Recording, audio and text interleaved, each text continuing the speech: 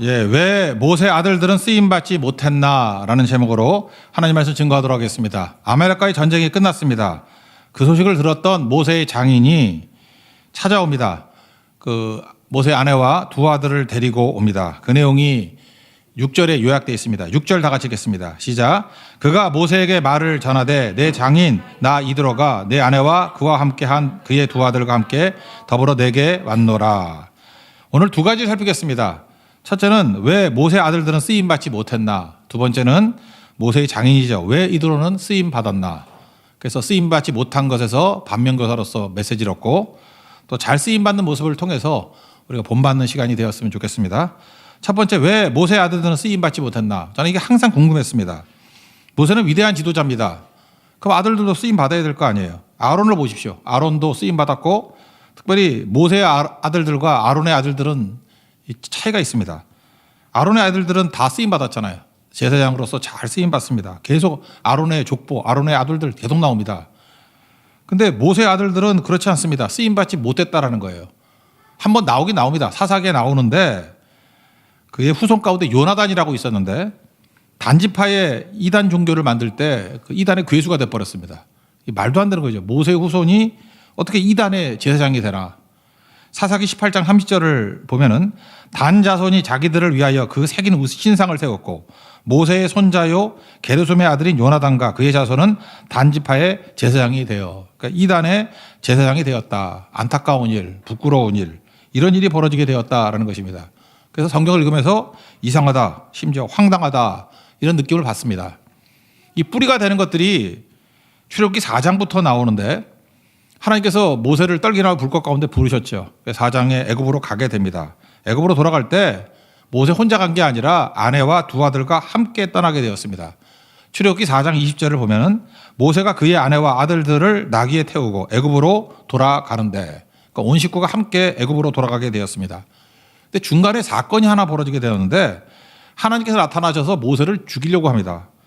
왜 그랬느냐 하면은 아마도 모세의 아들들에게 할례를 베풀라 그랬던 것 같아요. 근데 할례를 베풀지 않았던 것 같습니다. 그래서 하나님이 모세를 죽이려고 그랬어요. 근데 이유가 뭐냐? 그의 아내였던 십보라가 아들들과 피 흘리고 하는 거 안 좋잖아요. 그래서 불신과 고집 때문에 안 했던 것 같습니다. 그래서 죽이려고 그러니까 과부 되는 것보다는 피 보는 게 낫다. 그래서 포피를 집어 던집니다. 그래서 모세가 죽지 않고 살아남았어요. 그게 출애굽기 4장 24절부터 26절까지의 말씀인데 24절을 보면은 모세가 길을 가다가 숙소에 있을 때 여호와께서 그를 만나사 죽이려 하셨다. 25절 십보라가 돌칼을 가져다가 그의 아들의 포피를 베어 그의 발 앞에 갖다 대며 이르되 당신은 내 피난편이다. 26절 그때 여호와께서 그를 놓아주시니라. 그때 십보라가 남편을 피난편이라 한 것은 할례 때문이다. 이런 말씀이 나옵니다. 그러니까 할례를 순종하지 않는 부분을 하나님께서 치신 거죠. 그래서 모세 죽여버리겠다 그랬다라는 것입니다. 여기서 십보라가 남편을 피난편이다 그럴 때 그 앞뒤 뉘앙스를 보면 비난의 뉘앙스입니다. 그렇게 아이의 피를 보고 싶냐 뭐 이런 뜻이에요. 그죠? 당신은 피를 보게 하는 남편이다. 그러니까 십보라는 뭘 안 믿은 거죠? 하나님과의 할례 언약을 안 믿은 거예요. 그러니까 하나님을 안 믿은 겁니다. 그래서 억지로 마지못해 가지고 죽인다 그러니까 마지못해 순종했던 것입니다. 그러고 난 다음에 아마 성질 났는가 봐요. 아니면 아이가 또 피를 철철철 흘리니까 피를 철철 흘리는데 어딜 가? 그러면서 친정으로 돌아간 것 같습니다.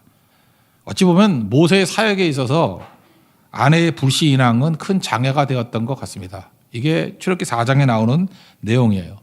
그래서 결국은 모세는 홀로 애굽에 갔습니다. 애굽에 가서 거기서 사역을 하잖아요. 오늘 그 내용이 2절과 3절 전반부까지 나와 있습니다. 2절, 3절 전반부까지 읽겠습니다. 시작. 모세의 장인 이드로가 모세를 돌려보냈던 그의 아내 십보라와 그의 두 아들을 데리고 왔으니. 여기 보세요. 모세가 돌려보냈다 그러잖아요. 아마도 돌려보냈다기보다도 아내가 아들 데리고 친정으로 갔던 것 같습니다. 여러분 아다시피 그 위에 어떤 일이 벌어집니까? 모세가 애굽에 가가지고 10가지 재앙으로 하나님의 큰 기적을 맛보게 됐죠. 그리고 이스라엘 백성들 200만을 이끌고 홍해 앞에 섰을 때 홍해가 갈라지잖아요. 바다에 길을 내고 그 다음에 마라에서 쓴물을 단물로 만들어버리고 그죠? 하늘에서 만나가 내리고 그 다음에 르비딘 광야에서 반석이 터져서 물이 터져 나오고 그 다음에 아말렉 족속에게 대승리를 거두게 되었습니다. 하나하나가 어마어마한 기적들 아닙니까? 이걸 이스라엘 모든 백성들은 자연스럽게 다 체험하게 되었습니다. 근데 모세의 아들들은 이 체험이 없잖아요. 이거 하나도 못 본 겁니다. 그러니까 아말렉 끝나고 난 다음에 만났잖아요. 그러니까 신앙의 성장도 없고 신앙의 체험도 없었다는 것입니다. 저는 이것이 모세의 아들들이 쓰임받지 못했던 가장 큰 이유라고 생각을 합니다. 이유가 뭐예요? 엄마 때문에 그래요. 십보라가 강한 자아가 있었고 고집이 있었고 의지가 있어서 찌멋대로 행동하잖아요. 여러분 지난 금요철야 때 믿음의 순종이라는 게 뭐라 그랬습니까? 자폭하지 않는 거 그랬죠. 우리 예수 믿는 사람들 가운데 열심히 있는 사람들 가운데 특별히 순종을 자폭이라고 생각하는 경우가 많아요. 그러니까 하나님께서 하라는 데까지만 해야 되는데 그냥 자기 마음에 내키지 않으면 그냥 죽고 말지 폭파시키고 말지 뭐 이런 식으로 나갈 때가 되게 많다라는 거예요. 말씀에 끌려가는 게 순종입니다. 자폭도 문제고 또 오버하는 것도 문제예요. 대표적인 예가 이스라엘 백성들이 바벨론의 포로로 끌려가게 됐습니다. 그때 예레미야 선지자를 통해 가지고 주신 말씀이 뭐예요? 곱게 항복해라. 포로로 끌려가라. 그게 하나님의 뜻이다. 이 얘기를 들었을 때 이스라엘 백성들은 뒤집히는 거죠. 기겁하죠. 말이 되느냐? 아니 하나님의 백성들이 이방 백성에게 끌려가는데 곱게 끌려가라니 이게 말이 되느냐? 하나님 맞습니까? 이 하나님 말씀이 진짜입니까? 그럴 거 아니에요. 오히려 여기서 죽으라 그러십시오. 여기서 싸우라 그러십시오. 근데 하나님은 뭐라 그래요? 끌려가라는 거예요. 왜? 포로가 되어서 할 수 있는 일이 더 많다라는 거예요. 이스라엘 백성들이 이스라엘이 있으면서 뭘 했습니까? 죄나 지었지. 근데 포로로 끌려가고 난 다음에 그죠? 그들이 얼마나 많은 일을 했습니까? 거기서 새로운 민족으로 신앙의 민족으로 거듭나게 되었고 포로 끌려갔을 때 회당이 생겼잖아요. 그게 장차 나타날 교회의 어떤 모델이 돼버리고 또 거기서 얼마나 많은 하나님의 은혜와 능력을 체험하게 됐습니까? 에스더서 같은 거 보세요. 불임절 이런 기적도 포로로 끌려갔을 때 벌어졌던 일 아니에요. 그러니까 포로로 끌려갔을 때 하나님의 역사가 더 크게 나타나고 너희들의 믿음의 성장이 있게 될 것이다. 그걸 얘기한다는 것입니다. 근데 우리는 예수를 믿어도 어떻게 믿기를 원하느냐? 자존심을 지키고 싶은 겁니다. 그리고 부끄러운 순종 이런 걸 싫어해요. 그래서 아예 자폭하고 말지 뭐 이런 걸 더 많이 생각한다는 것입니다. 베드로 한번 생각해 보세요. 베드로와 가룟 유다의 차이점이 뭐냐면 가룟 유다는 배신을 해도 자기 뜻으로 하고 또 뜻을 이루지 못하니까 죽어도 자기 뜻대로 죽잖아요. 그걸 자살이라 그러잖아요. 베드로는 어떻습니까? 물론 똑같이 잘못합니다. 뭐 여종 앞에서 부인하고 저주하고 그랬어요. 근데 예수님이 부활한 다음에 베드로 만나가지고 자폭해라. 그러면 죽겠는데 사랑하느냐? 예, 사랑합니다. 그랬더니 내 양을 먹이래요. 이게 미치는 일 아니에요? 여러분 같으면 하겠어요? 보통 사람 같으면 그랬을 거예요. 주님 쪽팔립니다. 치욕적입니다. 부끄러워서 못하겠습니다. 그런데 베드로는 그렇지 않았다는 거예요. 그죠? 힘들어도 부끄러워도 내 양을 먹이라는데 충성 다하고 마지막에는 십자가에 거꾸로 매달려 죽게 되었다는 것입니다. 여러분 가운데 마찬가지입니다. 하나님 앞에 순종할 때에도 내 성질대로 내 기질대로 순종하려고 그럽니다. 그래서 거기가 자폭하는 사람이 되게 많아요. 하지 말라는 것도 막 해버리고 거기서 서라 그러는데 서지도 않고. 그러니까 믿음이 뭐예요? 하나님의 뜻대로 그냥 끌려가는 거예요. 부끄럽게 살아도 서는 거고 치사하게 살아도 서는 거고 그게 순종입니다. 근데 모세 아내 십보라는 그거를 못했던 것 같습니다. 그러니까 어려움이 있게 되는 거죠. 여러분 하나님 앞에서 제일 중요한 거 어느 순간이든지 하나님 말씀 앞에 그대로 순종할 수 있는 그리고 끌려가더라도 끌려가는 모습으로 가는 그런 아름다운 모습이 있기를 원합니다. 현장이 있지 않으면 절대로 승리가 있지 않다라는 것입니다. 어떤 가정 이번에 말레이시아 선교를 같이 갔는데 자녀가 좀 몇 명 돼요. 근데 한 명 자녀 초등학교 3학년 아이를 데리고 갔습니다. 그랬더니 초등학교 3학년이지만 깨우침이 있고 헌신이 뭔지를 알게 된 것 같아요. 그러니까 믿음이 부쩍 성장한 것 같아요. 저하고 대화를 하면서 그런 얘기를 했습니다. 이번에 초등학교 3학년이지만 막내거든요. 갔던 그 아이와 그 아이의 체험과 아이가 4명이에요. 집안에 있었던 1, 2, 3번과 한번 비교를 해보자고. 체험한 아이의 그 체험을 아무리 간증하고 설명해 준다 할지라도 1, 2, 3번에게 얼마큼 전달이 될 수 있냐고. 10분의 1도 힘듭니다. 그러니까 뭐예요? 현장에 있는 체험만큼 중요한 게 없다라는 거죠. 그래서 자녀에게 줄 수 있는 최고의 선물은 하나님이 역사하시는 현장 체험을 하게 만드는 것입니다. 그런 인물이 나온다는 거예요. 모세의 아들들이라 할지라도 하나님이 역사하시는 현장 체험 없으면은 쓰임받지 못한다는 것입니다. 현장에서 쓰임받는 하나님의 거룩한 종 되기를 바랍니다. 그럼 승리하는 거죠. 보면은 달라지게 된다는 것입니다. 하나님 앞에 쓰임받는 사람들 보면은 이런 게 있어요. 그 현장에 있을 수가 없는 상황인데 하나님이 복 주시면요. 어떻게든 현장에 가게 만들어요. 한번 다윗을 보십시오. 원래 골리앗과 전쟁을 벌일 때 너무 어려가지고 전쟁터에 못 나갔잖아요. 8명의 아들이 있었는데 1번, 2번, 3번 아들만 전쟁터에 나갔습니다. 그 막내 아들은 전쟁터에 나갈 기회가 없잖아요. 근데 평상시에 양을 치면서 되게 성실했던가 봐요. 아버지가 4번, 5번, 6번 다 제껴놓고 8번에게 도시락 심부름을 시킵니다. 형들에게 갖다 주라고. 만약에 막내가 성실하지 않았다 그러면 시켰겠어요? 한 4번쯤 한 대 시키지. 4번, 5번, 6번은 중간에 도시락 까먹고 안 줄 가능성이 커요. 배달 사고가 날 가능성이 크다고. 그러니까 8번에게 맡기잖아요. 그래서 심부름하러 간 겁니다. 사실 안 해도 될 건데 귀찮은 일이잖아요. 그래서 하나님의 역사의 현장에 가서 골리앗 보고 거기서 골리앗을 물리쳐서 이스라엘의 영웅이 되는 거 아닙니까? 하나님께서 이렇게 되고자 하는 사람들은요, 현장으로 이끌어가요. 여러분 기도하십시오. 어느 순간이든 간에 하나님이 복 주시면요, 하나님 역사하신 현장에 가게 돼 있다라는 것입니다. 또 반대로 하나님이 앞에 쓰임받지 못하는 사람도 오면 반드시 거기 있어야 될 사람인데 거기 안 있어요. 그리고 거기 떠나가 버린다고. 참 이상하죠? 성교도 마찬가지예요.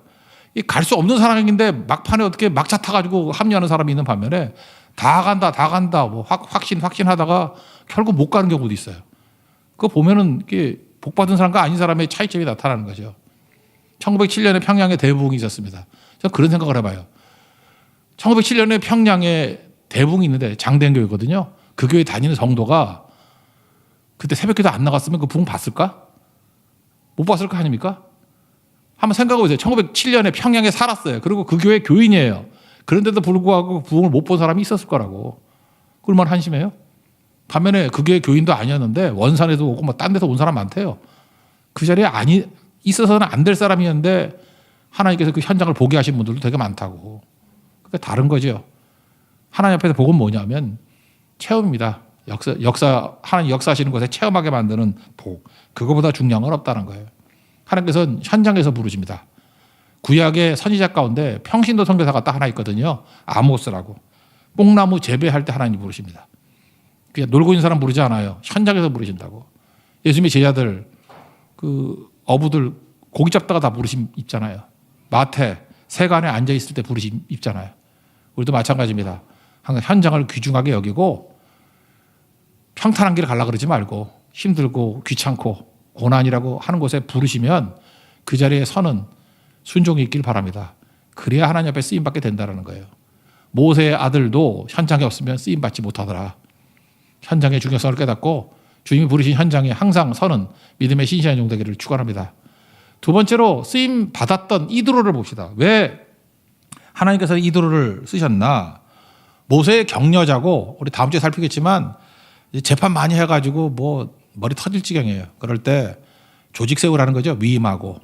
그래서 지혜의 조언을 해줬던 게 장인 이드로라는 것입니다. 모세에게 있어서 영적 오아시스 같은 역할을 했던 것 같아요. 이때 약간 좀 지치고 힘들었을 건데 장인 이드로를 만나고 난 다음에 새 힘을 얻고 추진력을 얻게 되었다라는 것입니다. 제가 요즘에 많이 보는 게 뭐냐면 우주에 관한 그 비디오들 하루에 1개씩 이상은 봅니다. 요즘 우주에 관심이 많아요. 우주가 얼마나 큰지 아십니까? 우주를 보니까 믿음이 더 생기는 것 같아. 하나님께 막 은혜의 역사가 나타나는 것 같아요. 그래서 성경 보고 우주 보고 둘 다 보다 보니까 믿음이 더 강력해지는 것 같아요. 내일 살필 시편 8편도 별 보면서 하나님 앞 믿음이 생기는 거거든. 제가 시편 8편의 영성을 가진 것 같아. 별 보면서 막 은혜를 받고 그래요.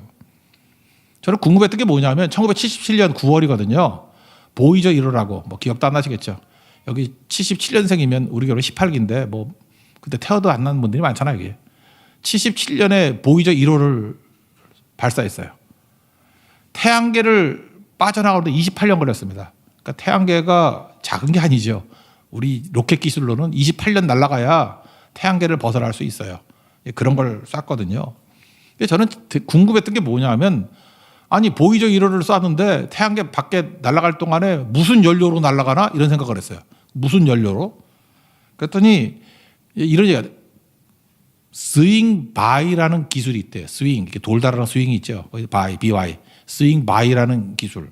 그러니까 뭐냐 하면 발사를 합니다. 그러면 우리 지금 가지고 있는 능력으로는 목성까지는 날아갈 연료가 있대요. 근데 목성은 가까이 있잖아요. 그 넘어서는 할 수가 없잖아요. 어떻게 하냐면은 우주선이 날아가다가 어떤 행성 가까이 오면은 행성에 중력이 있잖아요.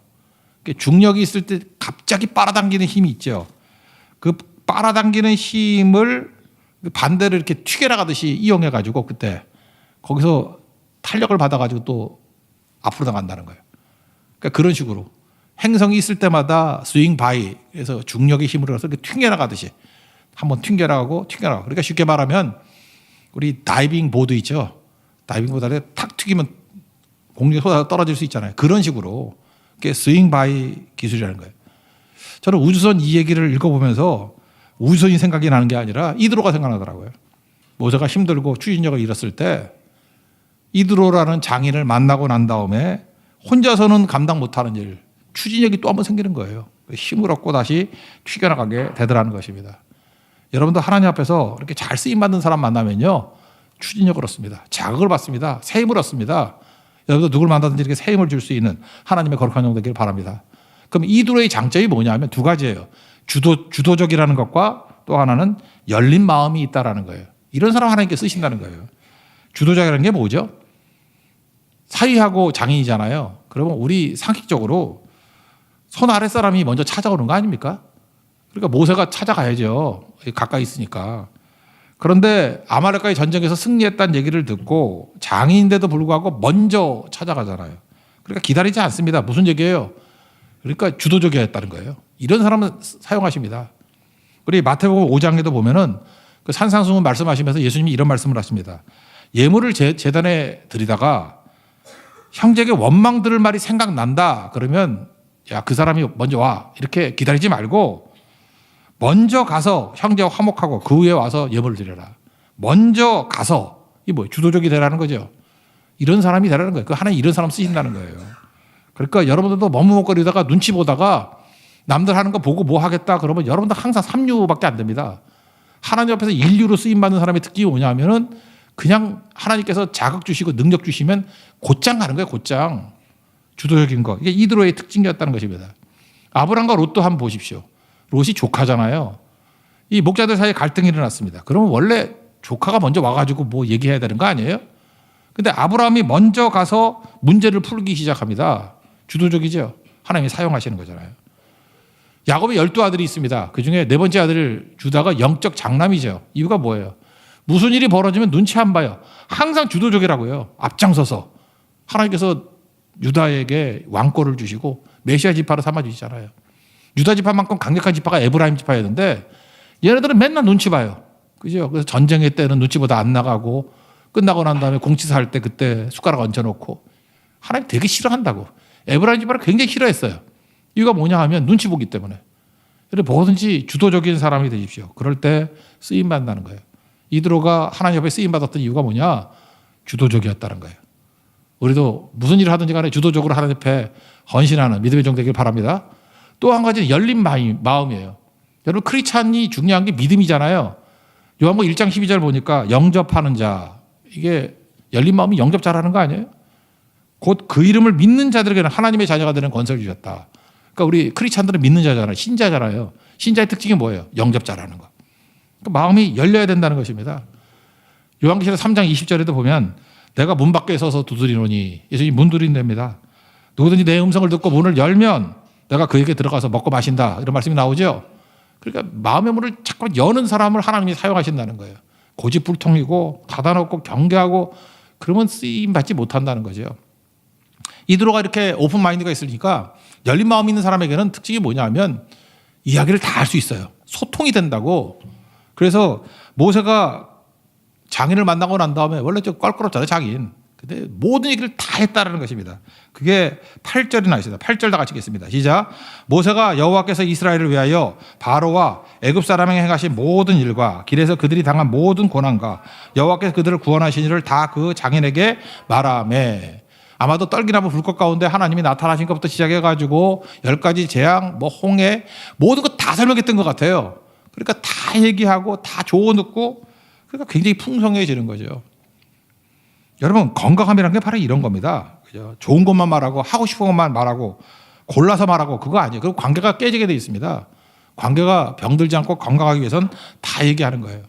제가 아는 어떤 가정이 있는데 이 가정 자녀들이 굉장히 성숙한 자녀들로 양육이 됐어요. 특징이 뭐냐? 그 아버지가 사업을 하다가 부도를 맞게 됐습니다. 거의 망하게 됐어요. 완전히 집에서 쫓겨나게 됐어요. 그 정도로 완전히 폭삭 망할 상황이었어요. 제 기억에 그 아들이 중학교 한 1학년인가 2학년쯤 되고 그 막내가 초등학생이었어요. 어린아이죠. 근데 이 부모님이 참 좋으신 분인 것 같아요. 아이들 모아놓고 난 다음에 자기 집안의 경제적인 어려움, 고통 다 말했습니다. 숨기지 않고 다 얘기를 했어요. 그랬더니 이게 중학교 1학년, 2학년밖에 되지 않는 그 아들이 책임감이 생기고요. 그다음에 초등학생 그 동생까지 한꺼번에 영적인 능력이 생겼어요. 걔네들 막 기도하기 시작하는 거예요. 그죠? 철학에도 나오고 새벽에도 나오고 애들이 기도하기 시작하는 거예요. 그리고 지혜가 생깁니다. 지혜가 뭐죠? 일처리 능력. 대충 돈 받아가지고 쓴다는 게 아니라 어떻게 하면 이게 풀어나갈까 하면서 이 지혜, 일처리 방법을 깨닫는 지혜가 생기는 사람이 돼버렸어요. 그리고 성장하고 나니까 뭐 해피엔딩입니다. 결국은 사업도 다시 일어나게 되었고, 근데 그 아이들이 보통 아이가 아니에요. 그죠? 능력 있는 아이로 성장하게 되더라는 것입니다. 이유가 뭐예요? 소통이 되니까. 반면에 병든 집안의 특징이 뭔지 알아요? 어쩜 이렇게 영적으로 약한지, 그 멘붕 상태인지도 모르겠어요. 뭘 말하면 쓰러진대, 말하면 충격받고, 말하면 안 되고, 뭐 애들한테는 뭐 나쁜 거는 전하지 않고. 누가 그래요? 그거 어디서 배운 거예요, 그게? 가족 아니에요? 뭐 주호원이에요? 가족이라는 게 뭐예요? 어려움 있으면 어려움도 다 얘기해야 되고, 고통도 얘기해야 되고, 그래야 되는 거죠. 도대체 어떤 얘기를 듣고 충격받아가지고 못 일어나는 게 얘기가 뭐가 있겠어요? 그 믿음이 없는 거지. 그 다른 사람에 대해서 신뢰를 안 하는 거잖아요. 이 얘기하면 저 사람은 쓰러질 거다. 그거 인간 취급 안 하는 거죠. 그러니까 자녀랑 얘기를 안 하는 거야. 뭐 좋은 얘기만 하고. 아이들이 뭐 눈치가 없으면 다 알죠. 부모님이 전전긍긍하는 거 알고 있는데 말 안 하면 같이 병들어요. 그 탈선한다고 그런 애들이. 근데 같이 문제를 내놓고 같이 기도하고 같이 하나님께 매달리면 일어서게 되는 거라고요. 우리 출애굽을 할 때 10가지 재앙, 특별히 뭐 6월절 때 애들한테 얘기 안 했겠어요? 야, 어린 양의 피를 바르면 사는 거야. 아니면 죽어. 그거 다 얘기했겠죠. 그거 숨겼어요, 그거를? 그런 얘기하면 애들이 충격받아. 노이로제 걸려. 뭐 약 먹어야 돼. 그렇습니까? 말을 해줘야죠. 부모님도 마찬가지예요. 잘 보면 어떤 부모님들이 중병으로 뭐 암 말기까지 다 됐어요. 근데 암이란 얘기를 안 해요. 그 얘기하면 충격받는다고. 그게 뭐예요? 지옥 보내려고 그래요? 회개할 기회도 못 갖게 하려고? 준비도 못하게 하려고? 그런 불효자가 어디 있어?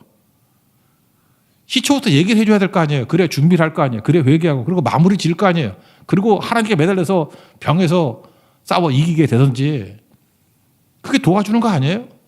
그러니까 이상한 교육을 받아가지고 망조드는 거죠. 여러분 하나님 앞에서 이게 중요해요. 가장 귀하게 대접해 주는 건 뭐냐면 다 말해 주는 거예요. 다 소통해 주는 거. 그게 건강한 가정이라는 것입니다. 저는 이드로와 이 모세와의 관계가 건강한 가정의 모습을 보여준다고 생각합니다. 이런 게 필요하다는 거예요. 이드로에 대해서 성경은 열린 마음의 4가지 태도를 칭찬하고 있어요. 우리도 이 길을 걸어갔으면 좋겠어요. 첫 번째는 모든 얘기를 듣고 기뻐했고 1차. 기뻐하고 난 다음에 2번째 찬송하고 3번째는 자기 믿음에 있는 것을 고백을 해요. 신앙 고백을 하고 마지막에는 함께 예배 드렸어요. 이 4가지만 하면요. 하나님께서 끝까지 사용하시는 능력의 종이 될 수 있다는 것입니다. 다시 정리하면요. 기뻐하고 찬송하고 고백하고 예배했다. 한번 봅시다. 9절인데 기뻐했습니다. 9절 읽겠습니다. 시작. 이드로가 여호와께서 이스라엘에게 큰 은혜를 베푸사 애굽 사람의 손에서 구원하심을 기뻐하여. 리액션이 좋았다는 거죠. 그러니까 어떤 사람은 맨날 심각하고만 쳐다보고 문제만 쳐다보고 뭐 좋은 얘기를 하나도 기억 안 해. 뭐 나쁜 얘기 하나 들으면 전전긍긍하고 그 얘기만 하고. 그러니까 누가 얘기를 하겠냐고. 이런 사람들은 하나님의 능력이 여기서 끝나버리는 거라고요. 걱정하는 거, 염려하는 거 그거 다 불신앙이라고 그러잖아요. 그냥 기뻐하십시오. 좋은 일 보고 기뻐하라고. 하나님이 하신 일을 기뻐하라고요. 좋아하고. 그게 얼마나 중요한데. 여러분 그 좋아하기만 해도요. 얼마나 많은 사람들이 일어나는지 알아요? 기뻐하면 영접이 잘 돼요. 나는 이 사람이 영접이 잘 안 돼. 그런 사람인데 기뻐 안 하니까 그래. 기뻐하면 영접이 된다. 쭉쭉. 기뻐하면 마음이 열리고 기뻐하면 많이 배우게 돼 있습니다. 기뻐하는 사람은 배우게 돼 있어요. 이번 금요철야 때 특이한 일이 벌어졌어요. 우리 반주하던 우리 자매가 안 올 리가 없는데 어떤 형제가 대학교 1학년 형제가 반주를 하더라고. 잘 보니까 또 키보드는 또 대학교 1학년 어떤 자매가 키보드가 아니라 기타를 치고, 드럼도 대학교 1학년 어떤 형제가 드럼을 치고 있어요. 그래서 저거 왜 그런가 좀 이상했어요. 그래서 끝나고 난 다음에 물어봤더니 얘네들이 셋이 한꺼번에 합정동에 가서 파마를 한 거야. 지탄에는 파마를 자랑하고 싶다고 이 반주하는 사람한테 양해를 구했대. 오늘 내가 반주하고 싶다고. 그래서 자기들끼리 셋이 쭈르르 앉았는데 아무도 알아본 사람이 없어. 저는 알아봤거든요. 알아보고 또 어떤 사역자는 그 자매한테 그 상처되는 얘기를 해. 파마가 그게 뭐냐, 아줌마 같다고 뭐 이렇게 얘기를 하는 것 같아. 근데 저는 그렇게 얘기 안 했어요. 놀라워요. 너무 아름다워요. 너무 멋있어요. 이렇게 멋있는 형제자매들이 어딨냐고. 그랬더니 막 의기양양해서 제가 볼 때 몇 배 힘을 얻은 것 같아요. 아마 차라기도보다 제게 더 힘을 얻었던 것 같아요. 기뻐해 주라고 맨날 쓸데없는 소리 하지 말고. 그죠? 기뻐하는 게 겸손입니다. 그러면 거기서 인물이 나오고 세워지게 된다는 거예요. 이들의 장점이 뭔지 알아요? 리액션이 좋아요. 기뻐하잖아요. 맞장구 치잖아요. 시기 질투심 있는 사람은 뭐라 그러는지 알아요? 그거 기뻐하지 않아요. 그 뒤에 뭐 이거 나한테 이익이 있나 없나 뭐. 또 저 사람은 또 내 뭐 라이벌인데 기분 나빠. 이러면 아무것도 안 되는 거죠. 두 번째 단계 뭐예요? 기뻐하니까 찬송이 쉽죠. 왜 찬송이 어려운지 알아요? 찬송은 새로운 길을 열잖아요. 그죠? 승리를 주잖아요. 근데 찬송 못하는 이유가 뭐예요? 기쁨이 없으니까. 기뻐하면 기쁨과 찬송은 뭐 쌍이지. 그냥 같이 가는 겁니다. 10절 읽겠습니다. 시작. 이들어가 이르되 여호와를 찬송하리로다. 너희를 애굽 사람의 손에서와 바로의 손에서 건져내시고 백성을 애굽 사람의 손 아래에서 건지셨도다. 찬송은 저절로 나오는 것입니다. 찬송이 안 나오는 이유는 뭐예요? 자기 중심에 자기한테 매여 있기 때문에 그렇다는 거예요. 성경을 보세요. 찬송하면 문이 열려요. 감사하고 똑같아. 찬송하면 승리해요. 여호사밧 보세요. 찬송하다가 대적 다 물리치잖아요. 찬송에는 능력이 있습니다. 바울과 실라가 찬송하다가 옥문이 열리잖아요. 찬송의 능력이라고. 기뻐하고 찬송하고. 이게 이대로였어요. 그리고 세 번째, 너무 가슴이 뜨거워지니까 고백을 하기 시작합니다. 11절입니다. 시작. 이제 내가 알았도다. 여호와는 모든 신보다 크심으로 이스라엘에게 교만하게 행하는 그들을 이기셨도다 하고. 우리 로마서 10장에 보니까 믿음의 고백, 믿음이 세 가지가 있다 그랬죠. 머리로 올바른 지식이 있어야 되고, 가슴으로 믿고, 입으로 시인하는 거. 이 세 가지가 있어야 된다고. 그런데 여기서 입으로 시인하잖아요. 이제 내가 알았도다. 여호와는 모든 신보다 크시도다. 이렇게 신앙 고백을 하지 않습니까? 그러니까 중요한 거죠. 우리 입술의 고백이 너무너무 중요한 거예요. 12명이 정탐꾼을 했죠. 10명이 정탐꾼. 맨날 투덜투덜 하니까 하나님 뭐라 그래요? 민수기 14장 28절에 너희 말이 내 귀에 들린 대로 내가 너희에게 행하리니. 어떻게 한다고요? 들린 대로 한다. 들린 대로. 죽겠다 그렇게 죽여버리고, 망한다 그러니까 망하게 만들어버리고. 그러니까 우리가 고백을 잘해야 된다고. 여기 보세요. 이제 내가 알았다. 하나님은 모든 신보다 크시도다. 하나님은 못하실 일이 없다. 또 여호수아 갈렙이 뭐라 그래요? 저들은 우리의 먹이다. 우리의 밥이다. 그러니까 승리를 주시잖아요. 제가 뭐 누누이 얘기하잖아요. 제가 어렸을 때만 해도 우리 한국이 되게 못 살았어요. 그리고 말도 함부로 하고 맨날 망한다 그러고 뭐 하여튼 욕도 이상한 욕만 해. 근데 그때는 영양 부족으로요. 애들이 코가 많이 나왔어요. 요즘에는 없어요. 애들 그런 애. 내 영유아보고 가봐도 콧물 흘리는 없어. 제 초등학교 1학년 때 준비물이 뭐였냐면 왼편 가슴에 손수건을 핀으로 꽂고 갔어야 돼. 이게 하나 매달았어.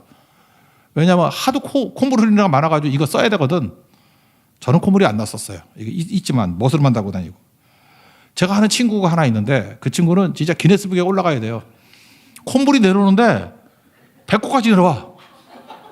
그리고 들이마시면 싹 들어가고. 얼마나 능력의 애인지. 와, 내가 지금 생각해도 이게 어떻게 여기까지 내려왔다가 1년에 1cm 늘어나. 그런 애가 있었어요. 그죠? 여러분도 지금도 그래요. 이게 영양 부족이고 잘 못 먹으면은 콧물이 나오는 것 같아요. 배 볼록 튀어나오고. 그 기아 선상에 있는 애들이 있잖아요. 우리나라 그때 기아였던 것 같아. 보니까. 잘 못 먹어서. 영양 부족으로. 그런데 많은 목사님들 그러잖아요. 그런 나라, 이렇게 못 살고 맨날 불평하고 하는 나라에 그래도 살 수 있었던 이유가 뭐냐면 코 풀다가 그렇게 됐다고. 엄마가 맨날 흥해라. 그래서 흥하다가 흥했다고요. 우리 축구선수 손흥민 보세요. 흥하잖아요. 흥부 보세요. 흥하잖아요. 그러니까 흥하라고. 말 제대로 하고 말 제대로. 우리 믿음의 고백이 되게 중요한 거겠죠. 이대로 고백하잖아요. 그게 능력이에요. 기뻐하고 찬송하고 고백하고. 그리고 마지막 그들 다 함께 모여서 하나님 앞에 제사 드리고 예배 드렸습니다. 마지막 12절 읽겠습니다. 시작. 모세의 장이 이들어가 번제물과 희생제물들을 하나님께 가져오매 아론과 이스라엘의 모든 장로가 와서 모세의 장인과 함께 하나님 앞에서 떡을 먹으니라. 예배해 드리는 거예요. 그래서 우리 부흥이 뭐라 그랬어요? 예배인데 먼저 믿은 자와 모세, 나중 믿은 자가 함께 예배 드리는 거. 그게 진짜죠. 이들의 관계는 혈연 관계죠. 뭐 따라고 그렇게 혈연 관계 아니에요. 우리가 혈연, 지연, 학연 이런 거 있죠. 근데 이들은 혈연을 넘어서서 뭐가 됐죠? 신연 관계, 신연. 믿음의 연이에요. 믿음의 연, 믿음의 끈. 그래서 우리 크리스찬끼리 만나가지고 니네들이 어떻게 아는 관계야? 그러면 우리 신연 관계야 그래요. 그게 진짜 중요한 거죠. 믿음의 관계. 혈연을 뛰어넘어서 믿음이 된 거라고요. 여러분 학교 친구들이 있죠. 그럼 학연을 뛰어넘어서 신연이 돼야 돼. 믿음으로 하나 되는 거. 그러면 든든하게 승리하게 된다라는 것입니다. 하나님 앞에서 오늘 쓰임 받을 수밖에 없는 상황인데도 불구하고 쓰임 받지 못하는 사람, 체험의 현장에 없으면 쓰임 받지 못합니다. 하나님 복 주십시오. 언제나 하나님이 역사시 현장에 나를 불러주십시오. 또 한 가지, 이들과 같이 하나님 앞에서 항상 주도적이고 열린 마음. 그래서 네 가지 열린 마음의 태도가 있다 그랬죠. 기뻐하고 찬송하고 고백하고 예배하는. 그래서 하나님 앞에 항상 쓰임받는 종 되게 해달라고 기도하는 믿음의 종 되기를 축원합니다. 예, 자리에서 일어나겠습니다. 일상 찬양하겠습니다.